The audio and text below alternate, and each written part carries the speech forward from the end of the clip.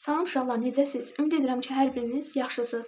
Gəlin sizə düzxətli bərabər sürətli hərəkətdə belə bir uşaqların daha çox çaşdığı suallardan birinə baxaq. Başladıq. Bu mövzuda ən çox bilməli olduğunuz yeniləşən hərəkətdə sürət təcil eyni istiqamətdə, yavaşlayan hərəkətdə sürət təcil əks istiqamətdə olmalıdır. Yəni biri müsbətdirsə, digəri mənfi olur. Yeniləşəndə hər ikisi eyni olmalıdır. Yəni hər ikisi mənfi və ya hər ikisi müsbət olmalıdır. Baxın uşaqlar, biz bilməliyik ki, əvvəlki videolara baxmısınızsa, orada izah etmişəm. Əgər sürətin qrafiki yuxarı hissədə verilirsə, demək sürətin müsbətdir. Əgər sürətin qrafiki, yəni bu qrafik aşağı hissədə verilsəydi, sürətin mənfi sayılardı, yəni mənfi qiymətli sayılardı. Bunu qeyd edirəm kənardan, sürətin müsbətdir. Baxaq, birinci AB hissəsinə baxaq. Uşaqlar, AB hissəsində fikir verirsiniz, sürət sıfırda dayanır. Yəni yavaşlayan hərəkətdir. Ümumiyyətlə qrafikləri hər kəs bilməlidir. Bu qrafik yavaşlayan hərəkətin qrafikidir. Yəni sürət aşağı doğru hərəkət edir, sıfırda dayanır, yavaşlayan hərəkətdir. Yox, sıfırdan yuxarı doğru gedirsə yeniləşir. CD isə yeniləşən hərəkətdir. Gəlin birinci AB hissəsinə baxaq.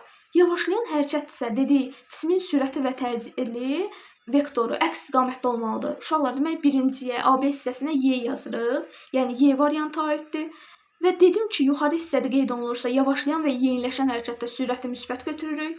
Uşaqlar, sürətin müsbətdir və yavaşlayan hərəkətdirsə, demək təcilin mənfi olmalıdır. Axı dedik, sürətlə təcil əks istiqamətdə yönəlir. Demək, mən B variantında bura yazıram, yəni sürətim mənfidir.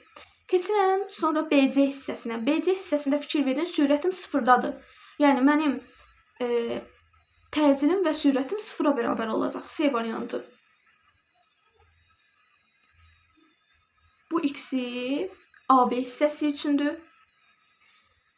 Uşaqlar, sonra CD hissəsinə baxırıq. CD hissəsində sıfırdan yuxarıya doğru gedir sürət. Yəni sürətim artır, yeniləşən hərəkətdir. Yeniləşən hərəkətdə hər ikisi eyni istiqamətdə olur.